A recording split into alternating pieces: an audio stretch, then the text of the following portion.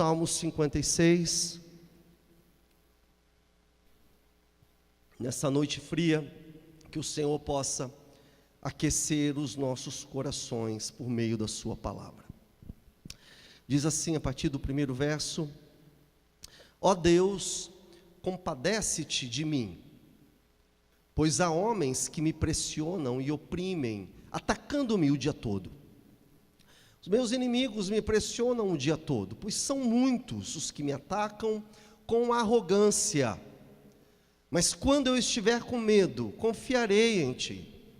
Em Deus, cuja palavra eu louvo. Em Deus ponho a minha confiança e não terei medo. Que poderá fazer o mortal?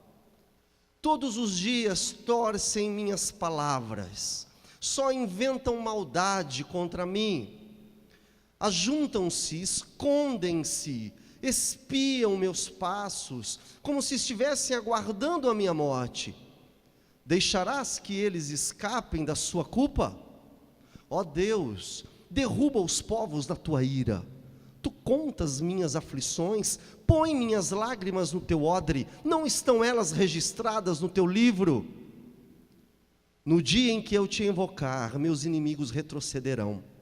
Estou certo de que Deus está comigo. Em Deus, cuja palavra eu louvo, no Senhor, cuja palavra eu louvo. Em Deus ponho minha confiança e não terei medo. Que poderá fazer o mortal? Ó Deus, cumprirei os votos que fiz, eu te oferecerei ações de graças, pois livraste minha vida da morte e meus pés de tropeçar, para que eu ande diante de Deus na luz da vida. Até aqui, fechemos os olhos. Pai amado, aqui está a tua palavra, Senhor, colocada diante de nós, e rogamos agora que o Senhor fale aos nossos corações, que o Senhor possa tratar com o teu povo. Fala conosco, Deus, necessitamos ouvir a tua voz para viver nesse mundo, esse mundo miseravelmente em pecado. Nós necessitamos que o Senhor intervenha em nossas vidas. Faça isso agora, no poderoso nome de Jesus. É assim que oramos. Amém e amém. Podeis assentar, queridos.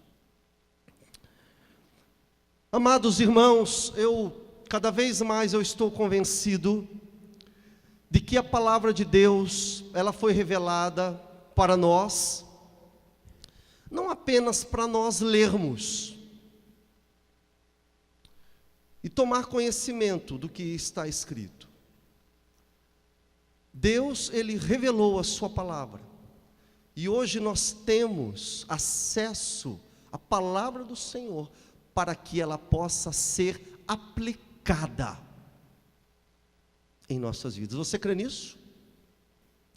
Cada palavra, cada salmo, cada capítulo, cada frase, cada versículo tem a soberania de Deus, o cuidado dele para comunicar aos homens as intenções de Deus para conosco. Então isso é muito importante.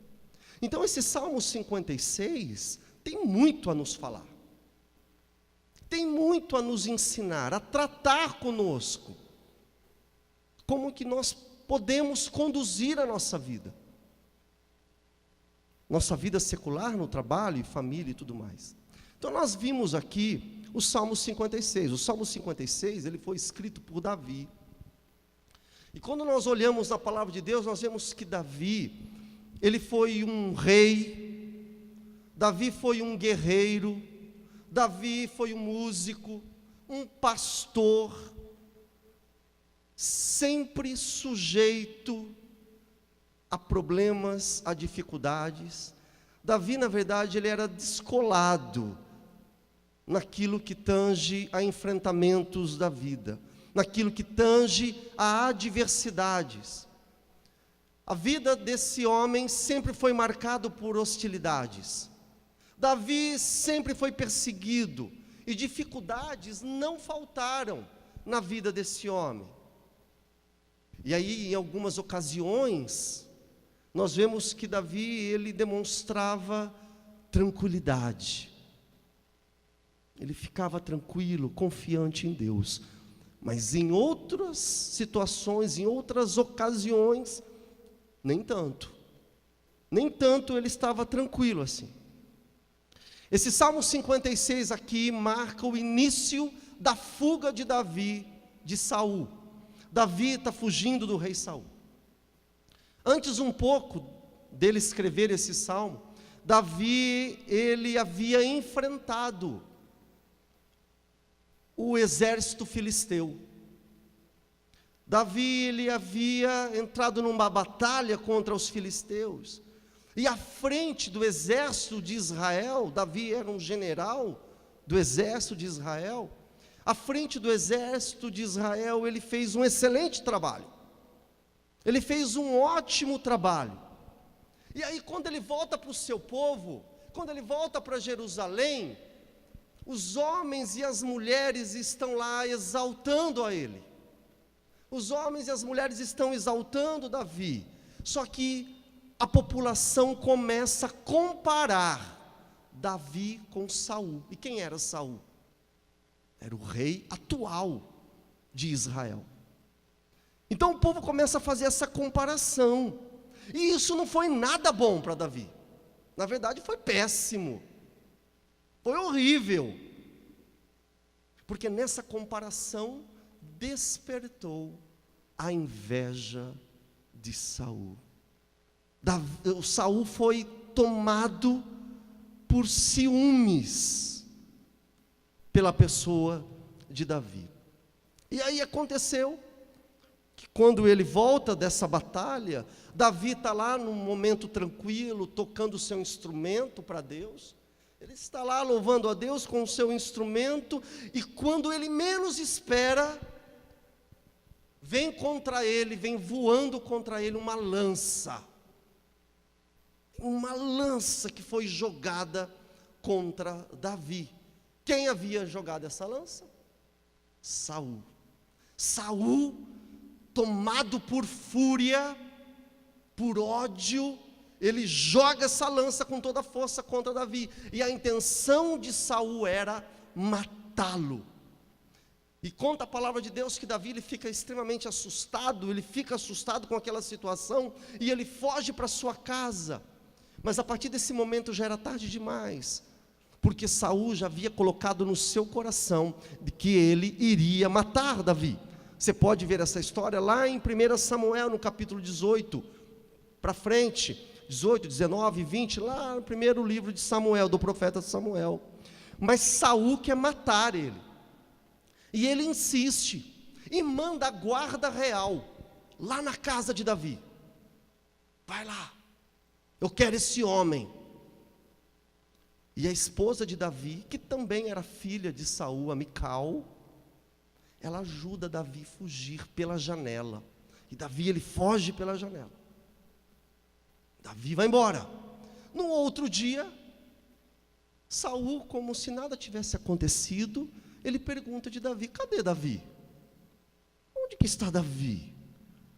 Aí o filho de Saul, rapaz chamado Jonathan, chega para o pai e justifica a ausência de Davi. E ele chega lá para o pai e fala: ó, pai, não dá, não tem cabimento. O senhor quer matar Davi? O senhor quer matar o rapaz?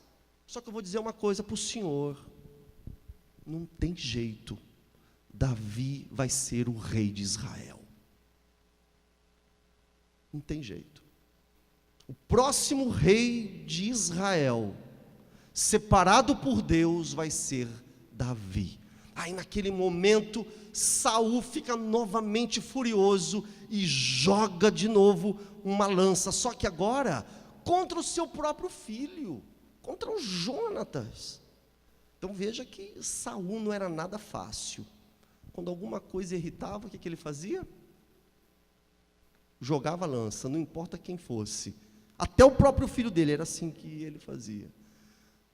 E aí o Jonathan, só para os irmãos entenderem o contexto aí desse Salmo 56. Aí o Jonathan vai embora, foge também, revoltado com o pai, fala: não tem cabimento um negócio desse. E o Jonatas vai lá e se encontra secretamente com Davi. E aí ele dá a notícia para Davi: olha, Davi, realmente vai embora, cai fora, porque meu pai e todo o exército quer matar você. Agora, Davi foge. Sabe o que impressiona, irmãos? Se você observar a história, lá em 1 Samuel, Davi, ele foge para um lugar chamado Gate. E aí a gente tem que fazer uma pergunta: o que é que Davi foi lá fazer em Gate? Por que que ele fugiu para Gate? Porque Gate era o centro de inteligência do exército filisteu. Gate era o lugar dos inimigos. Era lá que se concentravam os inimigos de Israel. E quem era o maior inimigo dos filisteus? Quem era? Davi. Davi era odiado pelos filisteus. Os filisteus odiavam Davi. Davi era o terror dos filisteus. Davi havia matado o Golias, o principal guerreiro deles. O gigante Golias era o craque do exército filisteu. E Davi matou o filisteu. No capítulo 18 de 1 Samuel, conta que Davi sozinho matou 200 filisteus. Então, só para o irmão ter a noção do tamanho do ódio que havia no coração dos filisteus contra Davi. Então, o que Davi foi fazer lá? Os filisteus queriam colocar a mão nesse moço. Davi, ele foge da morte de Saul, mas aí ele vai para ser morto pelos seus inimigos, pelos filisteus. E aí, irmãos, a Bíblia não conta qual foi a motivação de Davi. O que levou ele a ir lá para Gate? Talvez Davi, no desespero, ele não ponderou muito sobre as consequências. Talvez ele não tenha analisado muito, porque, diz a verdade, no desespero é assim. Quando nós estamos desesperados, a gente não sabe muito o que fazer. E parece que Davi foi isso que aconteceu. Talvez Davi tenha pensado assim: eu vou lá para Gate, mas eles não vão me reconhecer. Talvez eles não vão me reconhecer. Isso é bem possível. Sabe por quê? Porque disse que quando Davi está lá no meio dos filisteus, o exército filisteu, os soldados do rei Aquis, que é o rei filisteu, os soldados desse rei, eles olham para aquele novato e eles dizem mais ou menos assim: olha só, esse novato que está aqui entre nós, não seria ele Davi, o hebreu? Não é esse moço aí de quem Israel canta e dança? Saul matou milhares, mas Davi matou os 10 milhares? E aí, nesse momento da palavra de Deus, eu vou pedir para que a gente se concentre aqui na palavra do Senhor, para que a gente coloque a nossa mente naquilo que Deus quer nos falar. É muito importante toda a reverência na casa de Deus. Mas voltando aqui na palavra do Senhor, os filisteus perguntam isso: esse Davi, esse moço aí, não é aquele que o exército de Israel está falando, que Saul matou milhares, mas Davi matou 10 milhares? Então, queridos, os filisteus, eles reconheceram Davi. O que Davi foi lá fazer no meio dos seus inimigos? E aí a palavra do Senhor conta que, para disfarçar, ele começa a dar um de louco. Para disfarçar, ele começa a babar e fazer coisas esquisitas, coisas sem nexo, para dar um de que assim ele não estava muito bem da cabeça, ele estava louco. Mas por que ele foi parar nesse lugar. E é nisso que eu quero meditar com os irmãos. E é nisso que eu quero refletir nessa noite, com cada um dos irmãos que aqui está. Porque essa palavra fala ao meu coração. E nós precisamos olhar para o texto de Deus, da palavra do Senhor, e entender que há momentos em nossa vida, que a agonia é tão grande, que o desespero é tão intenso, que a gente fica perdido, a gente não sabe o que fazer na vida. É isso que aconteceu aqui com Davi. Diante da perseguição de Saul, a única coisa que veio à mente dele foi assim: eu não posso ficar aqui no meio de Israel. Aqui em Israel eu vou ser morto. Para onde que eu vou? Para onde eu vou? Eu vou para Gate. Ele nem imagina direito as consequências. Então, no desespero que ele teve, que ele estava sentindo, essa foi a saída que ele pensou. Então ele sai de um lugar ruim e vai para um outro pior ainda. Porque o desespero faz isso com as pessoas. A agonia faz isso com as pessoas. Elas ficam sem direção, elas ficam totalmente desnorteadas, não sabem para onde vão. E aí eu quero que você deixe a sua Bíblia aberta. Se você fechou, eu peço para que você abra, que nós vamos analisar um pouco esse Salmo 56. Olha só aí no versículo 1 que diz a palavra de Deus. Aí no versículo 1, eu gostaria que todos estivessem com a palavra de Deus. No versículo 1 do capítulo 56, esse salmista, ele diz assim: tem misericórdia de mim, ó Deus, porque os homens me atacam e me oprimem. A princípio, quem são esses homens? De quem é que Davi está falando aqui? A quem ele se refere? Saul e Aquis, são eles, e todos os seus exércitos. Saul e Aquis, 2 reis, homens que detinham o poder de 2 exércitos. Esses homens tinham a subordinação de milhares de guerreiros ao seu dispor. Olha o versículo 2, Davi diz: os meus inimigos me atacam o tempo todo. Ele está intensamente sendo atacado. Mas aí no versículo 5, pula para o versículo 5, ele diz um negócio que diz respeito a muitos de nós aqui nessa noite. Ele fala um negócio que chama a atenção. Ele diz assim: o tempo todo distorcem as minhas palavras. O tempo todo inventam coisas que eu não disse. Você já viveu situação parecida como essa? Já viveu assim? O tempo todo. Gente espalhando coisas que você não falou. Pessoas dizendo que você fez coisas que você não fez. Essas coisas acontecem gratuitamente. Existem pessoas que falam mal da gente, que inventam coisas, que distorcem coisas que você falou. Você não disse nada daquilo e falam coisas que você não disse, ou dizem que você falou e você não disse. Então há uma confusão. Já aconteceu isso com você?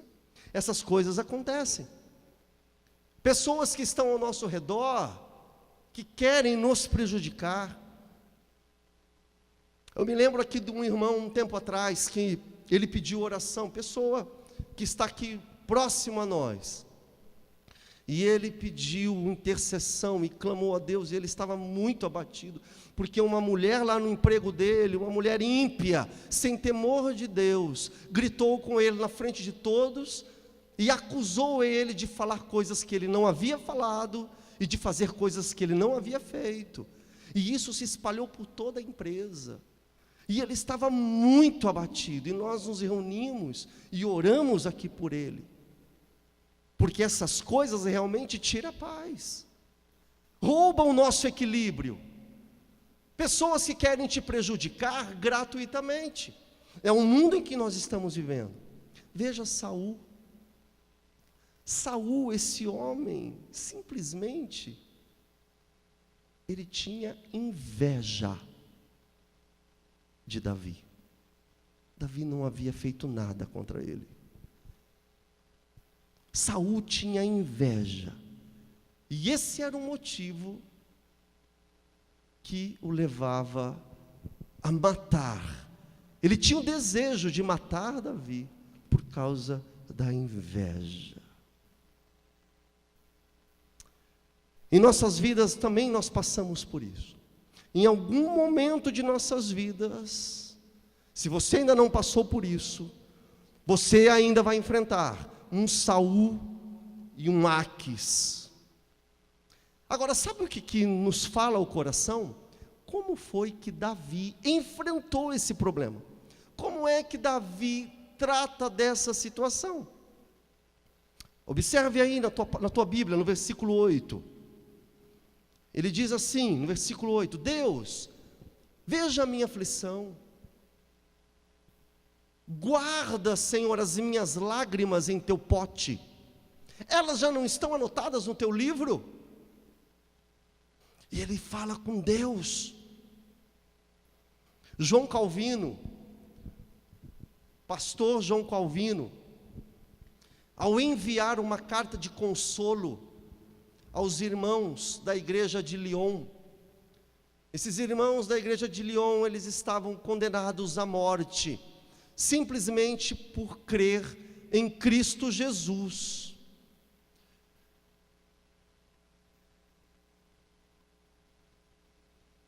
E ele manda uma carta para aquela igreja, para aqueles irmãos que estavam para ser mortos. E olha só um trechinho dessa carta, ele fala assim, ele cita o Salmo 56, e ele diz assim para aqueles irmãos que iriam ser mortos: para a razão humana, é estranho que os filhos de Deus sejam tão afligidos, enquanto os ímpios se divertem. Contudo, o que nos conforta é que Deus nos salvará e pessoalmente enxugará todas as nossas lágrimas. Olha como que ele diz: para a razão humana é estranho, por que os filhos de Deus sempre sofrem, enquanto os ímpios se divertem? Por quê? Mas aquilo que nos conforta é que Deus, Ele mesmo enxugará as nossas lágrimas. Isso nos fala o coração, queridos, porque para Davi pedir para Deus: Senhor, guarda as minhas lágrimas no teu odre, guarda as minhas lágrimas no teu recipiente. Imagine o irmão, quantas lágrimas esse homem de Deus aqui chorou. Quantas lágrimas, imagine quanto que ele deve ter chorado. Isso mostra que homem chora, viu, irmãos? Homem chora também. Ele chorou muito. E é muito interessante que nós podemos aprender, e aí eu gostaria que você prestasse atenção, que quando nós olhamos para a Bíblia, Deus, Ele não espera que nós nos comportemos como super-homens e como super-mulheres. Não é nada disso. Deus sabe que é legítimo o nosso sofrimento. Deus sabe o nosso abatimento. Ele sabe que nós sofremos. O próprio Jesus, que é o nosso exemplo maior, quanto que Ele padeceu, Ele se abateu diante da grande prova que Ele iria passar. Então nós sofremos, o crente sofre, e o crente ele também padece. Essa semana eu estava num pequeno grupo nosso, e uma irmã chegou para mim ali no pequeno grupo e falou assim, que uma outra havia dito para ela, que crente não sofre, que crente não fica doente, aquela coisa toda que a gente já conhece, que a gente sabe.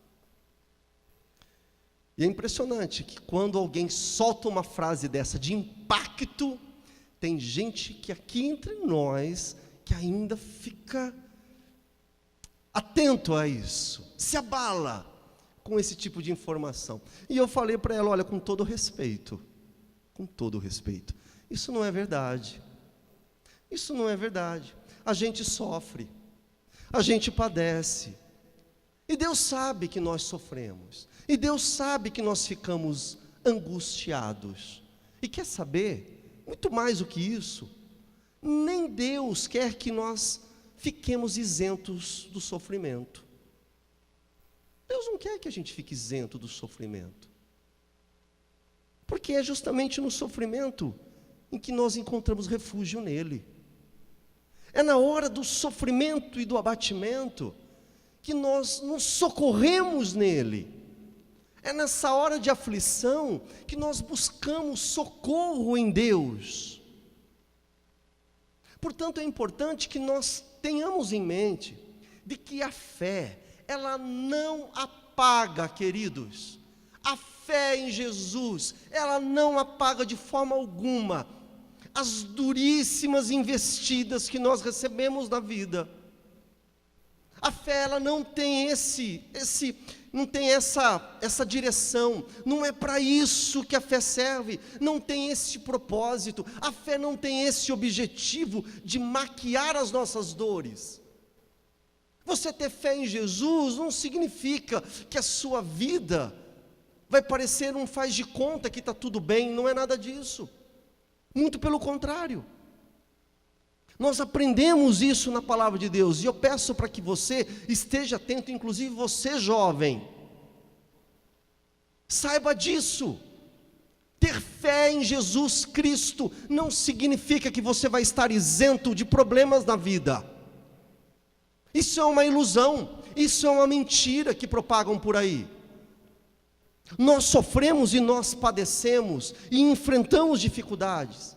Agora, a fé madura, a fé enraizada, alicerçada em Jesus Cristo, ela nos conduz a enfrentar as dificuldades, os medos e os temores, de cabeça alta, firmes e confiantes em Jesus. Por isso, olha só, é inacreditável quando a gente ouve pessoas dando conselho para as outras, e dizendo para aqueles que estão sofrendo, de que eles não devem sofrer. Tem gente que tem coragem de chegar para aquele que está sofrendo, para o aflito, e dizer assim: nossa, eu estou decepcionado com você. Que você pode estar aí chorando desse jeito? Cadê a tua fé? Você não crê em Jesus? Você não crê no Senhor? Para de chorar, para de ser fraco. Não crê no Senhor? Isso que você está passando não é para tanto. Não precisa chorar desse jeito. É inacreditável. É mesmo? Então tá bom. Vai lá sofrer a dor do outro. Vai lá enfrentar na pele o que o outro está passando. Vai lá ver se é fácil. Mas tem gente que tem coragem de fazer essas coisas. Quando eu pontuei isso aqui no meu esboço, eu me lembrei de uma irmã, não é de Bauru, é lá de Campinas. E ela sofreu um assalto à mão armada, dentro da sua casa, lá em Campinas, ok?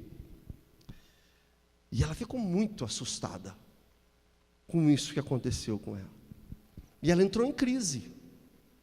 Ela vivia atenta a toda movimentação, tensa, assustada, todo movimento à sua volta. Ela ficou assim, sem paz, por causa daquele acontecimento. E acabou que ela vendeu a sua casa. Mas mesmo vendendo a sua casa, ela vivia debaixo de muita tensão, de muito medo. Durante o dia ela tinha medo, à noite ela não conseguia dormir. E aí, conversando com essa irmã, disse que chegou alguém lá da célula dela, lá da igreja dela, e falou assim para ela assim: viu, para com isso. Aonde que está a tua fé? Você não crê em Deus, não? Para de mostrar para o inimigo que você está derrotada. Essa é boa. Para de mostrar para o inimigo isso. Fica desse jeito. Porque se você ficar derrotado assim, Deus não vai te abençoar. Essa situação aqui, sabe o que parecia? Parecia os amigos de Ló. Lembra dos amigos de Ló? Não foi assim que eles fizeram? Chegaram lá para Ló, em vez de levar amparo, em vez de levar conforto, acusavam mais ainda o Ló. Botavam mais peso ainda sobre ele, mais culpa, mais angústia, além do sofrimento que aquele homem estava passando. Parecia Ló. Sabe o que aconteceu? Parece comédia, se não fosse trágico. Mas aconteceu o seguinte, isso foi alguns meses atrás, viu? Essa irmã que estava ali, dando esse conselho para outra, ela mora na rodovia, do lado da rodovia Anhanguera. E diz que lá na rodovia Anhanguera, no prédio que ela mora, lá embaixo teve um baita de um tiroteio. Tiro para todo lado. O que aconteceu? Ela teve que deitar no chão, ela e os filhos, deitaram no chão e ficaram ali por alguns minutos, naquela tensão, com medo das balas que estavam tendo ali embaixo, tiroteio e tudo mais. Agora, qual foi o resultado disso tudo? O resultado disso tudo é o seguinte, é que aquela mulher travou. Ela não conseguia sair do apartamento. Ela não conseguia nem ir na célula, não conseguia ir no culto, não conseguia nem levar os filhos na escola. Eu nem sei se isso já foi reparado na vida dela, mas é isso. Pode criticar os outros não, tomar cuidado, não pode, porque o sofrimento, queridos, o sofrimento ele vem, nós estamos sujeitos as intempéries dessa vida. E quando o sofrimento vem, aquele que está em Deus, é Ele quem nos dá estratégias para levantar a cabeça, porque não é fácil. Não é fácil. Irmãos, definitivamente, eu não sou pessimista. Quem me conhece sabe que eu não sou pessimista. Eu sou extremamente otimista. Eu sempre vejo o lado bom das coisas. Só que quando nós olhamos para essa situação, toda a devassidão que nós estamos vivendo, como pastor eu não posso vender ilusões. De forma alguma. Me é proibido no ministério pastoral passar, transmitir inverdades, ilusões, àqueles que estão padecendo, àqueles que estão sofrendo. Porque, infelizmente, vivemos um tempo em que muitas pessoas, muitos têm se alimentado de ilusões, que são vendidas nas igrejas, que são transmitidas ao povo de Deus.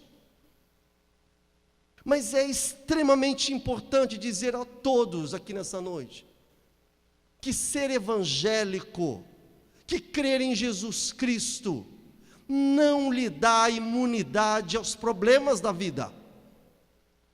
Nós não temos essa imunidade. Nós enfrentamos as dores, as dificuldades.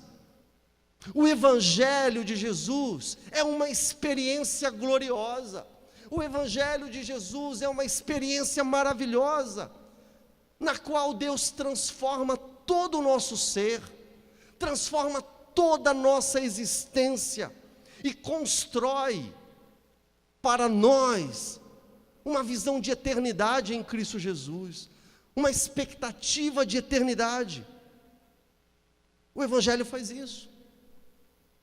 Só que na nossa realidade carnal, material, física, intoxicada pelo pecado, essa nossa realidade em que nós nos encontramos, aqui nessa noite, há entre nós viúvas que estão sofrendo,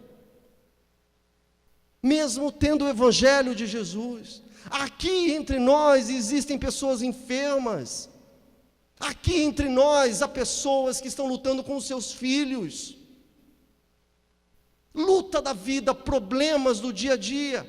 Há entre nós aqui casamentos que estão à beira do precipício, e precisam da graça de Jesus. Há aqui entre nós pessoas amadas que estão padecendo e sofrendo de solidão, e só o Senhor para ter misericórdia, somente Ele. Há pessoas aqui entre nós que na história da sua família, tem gente lá que está à beira da morte.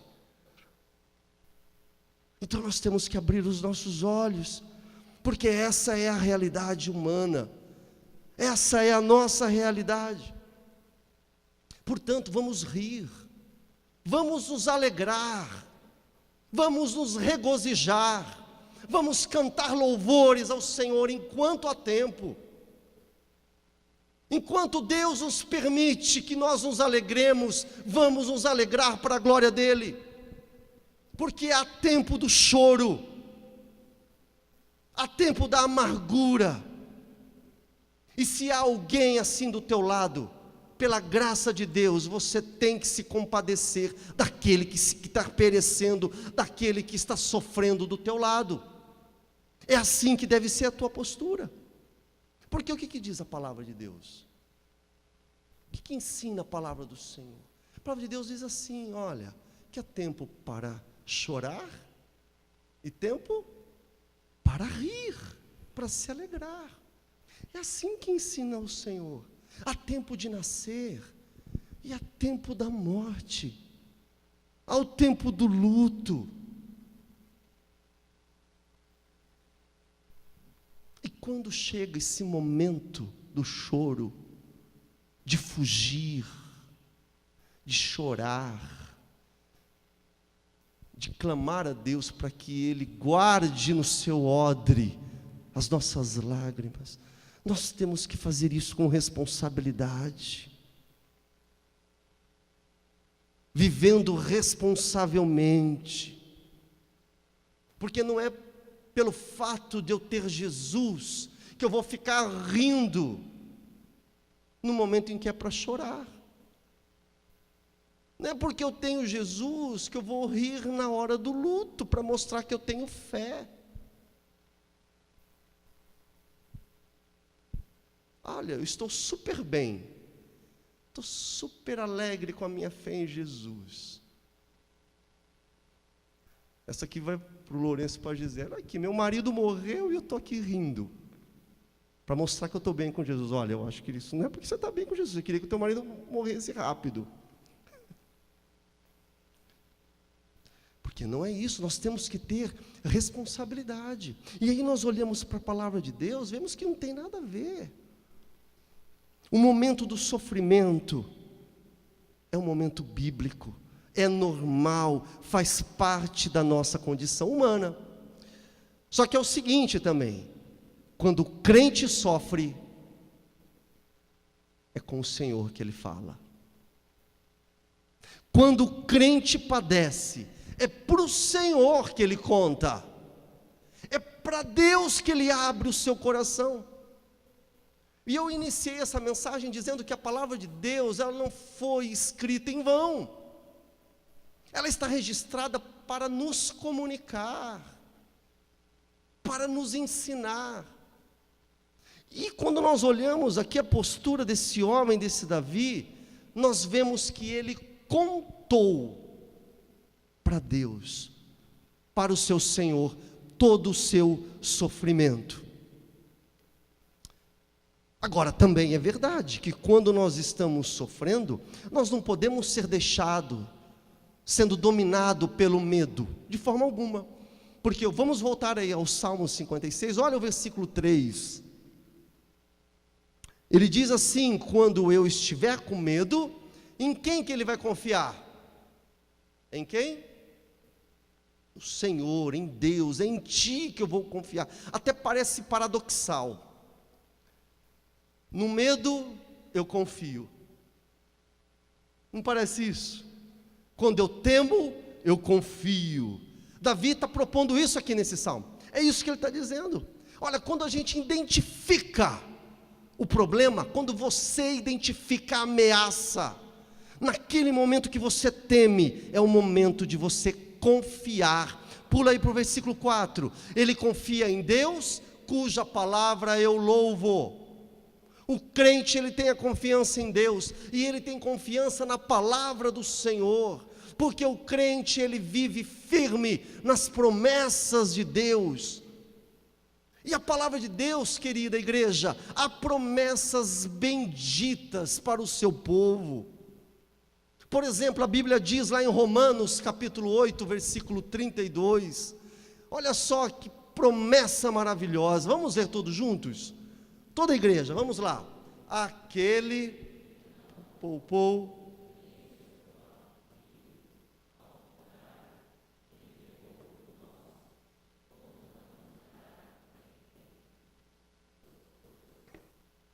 Quem é aquele que não poupou?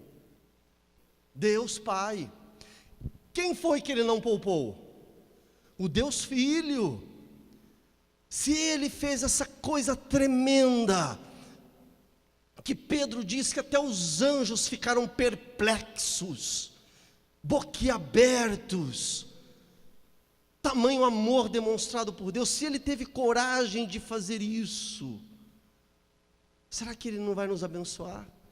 Diante das necessidades que nós temos, das necessidades que nós passamos, ele vai nos abençoar e ponto final. É promessa do Senhor, isso é promessa, porque há um pacto de fidelidade de Deus para com o seu povo. E aí, meu querido senhor, senhora, jovens, adolescentes, se vocês entenderem isso, se vocês reconhecerem as promessas de Deus na sua palavra, se você compreender isso, a palavra do Senhor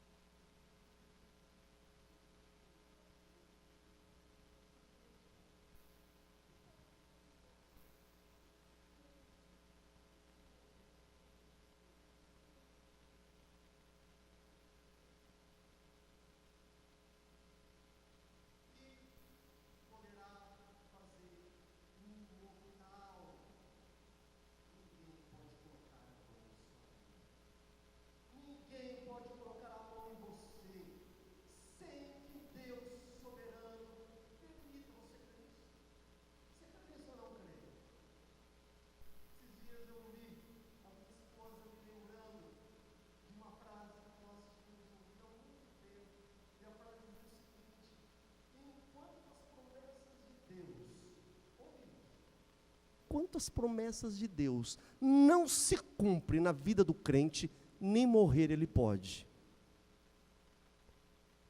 Não foi isso?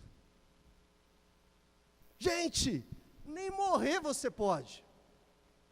Enquanto não se cumpre as promessas do Senhor, nenhum mortal coloca a mão no Filho de Deus para prejudicá-lo. Puxa aí na memória. O que os irmãos de José puderam fazer contra ele? O que a mulher de Potifar pôde fazer contra ele? Como cães que ladram. Puderam fazer nada. Ninguém toca para valer na vida de um eleito do Senhor. Ninguém pode fazer isso. Nem Aques, nem Saul, porque as nossas vidas estão debaixo das mãos de Deus. Então, de repente você está temendo. Quem você teme? Ao teu chefe? É um juiz? Há um processo? E você teme que o juiz não leia direito o processo? É o professor, o colega de trabalho, o teu marido, o teu filho? Quem que você teme? Até a tua sogra está debaixo das mãos de Deus. Brincadeirinha. Vamos mudar então.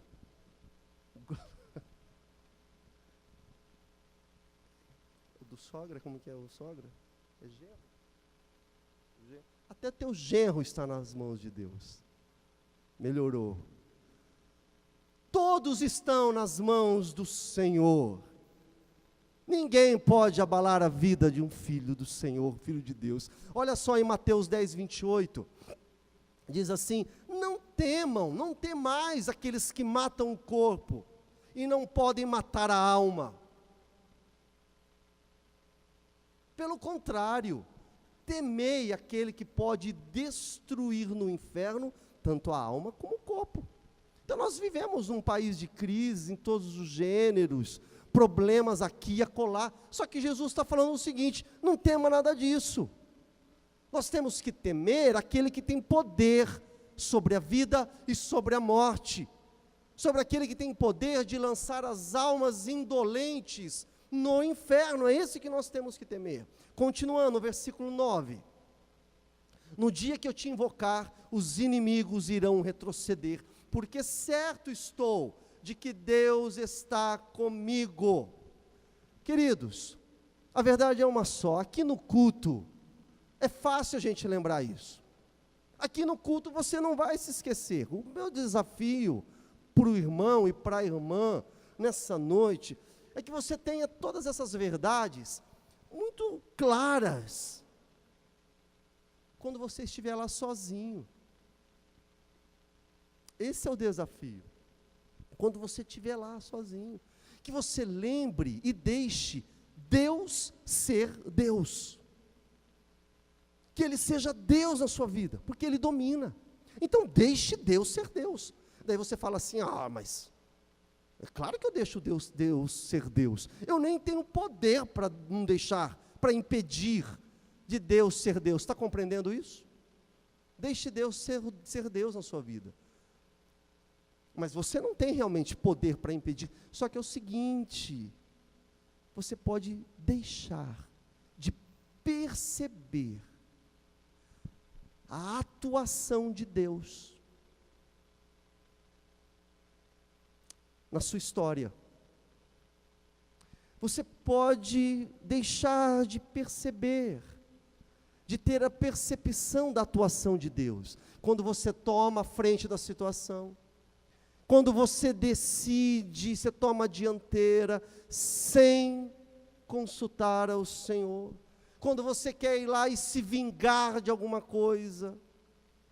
Deus é Deus, mas você perde essa sensibilidade de deixar Deus ser Deus. Portanto, conserva a paz a tua alma.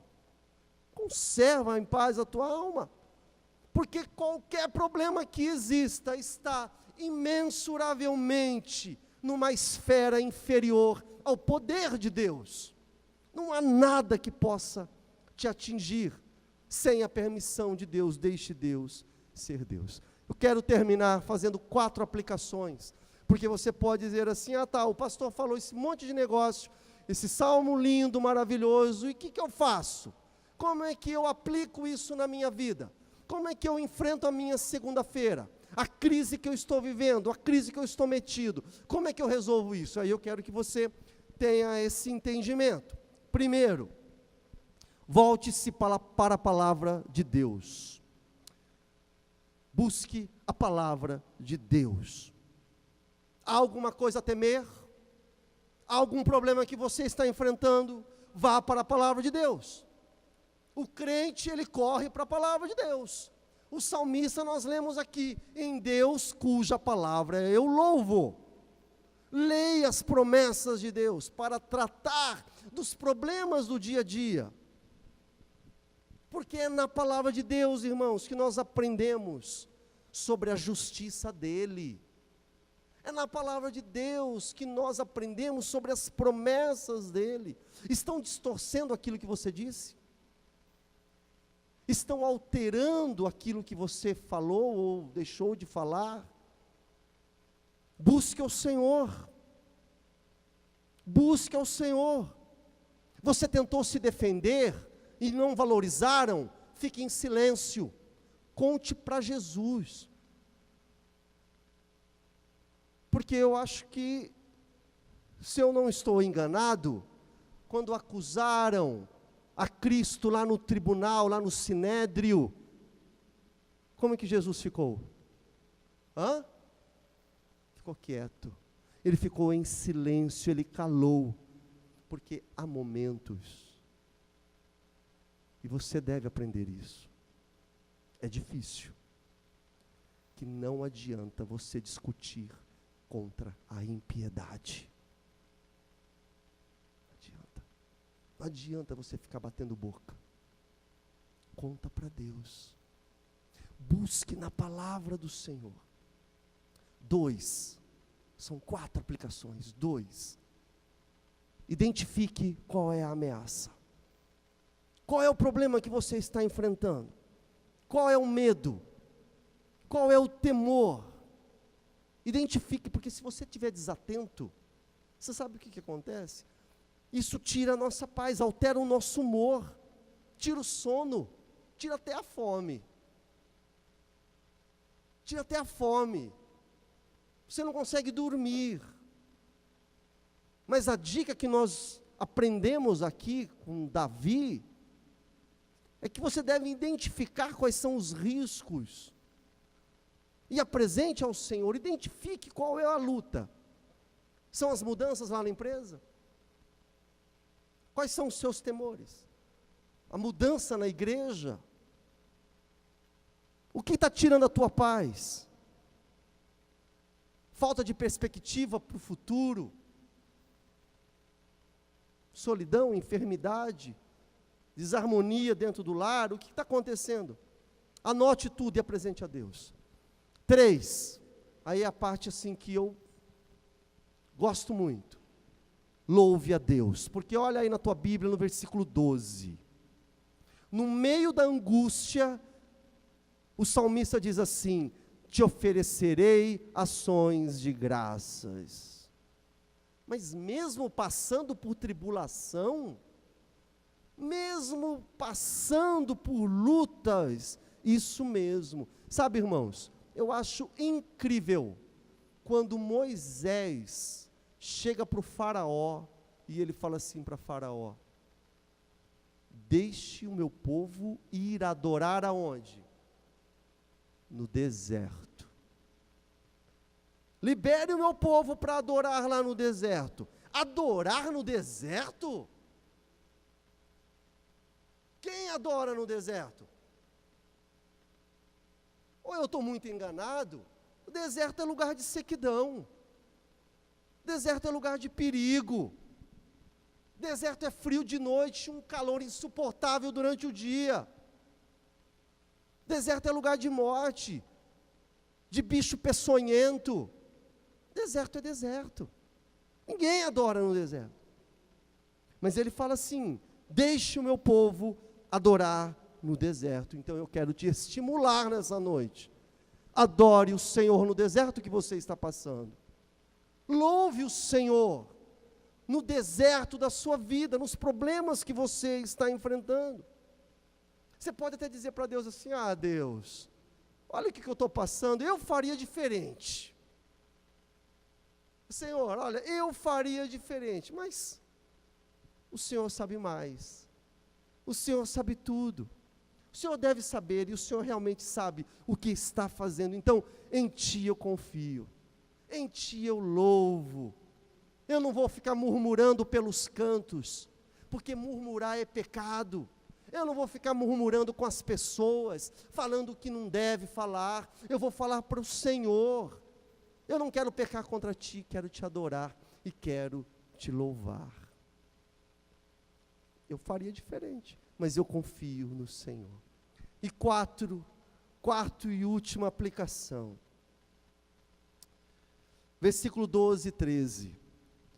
Diz assim: ó Deus, cumprirei os votos que fiz.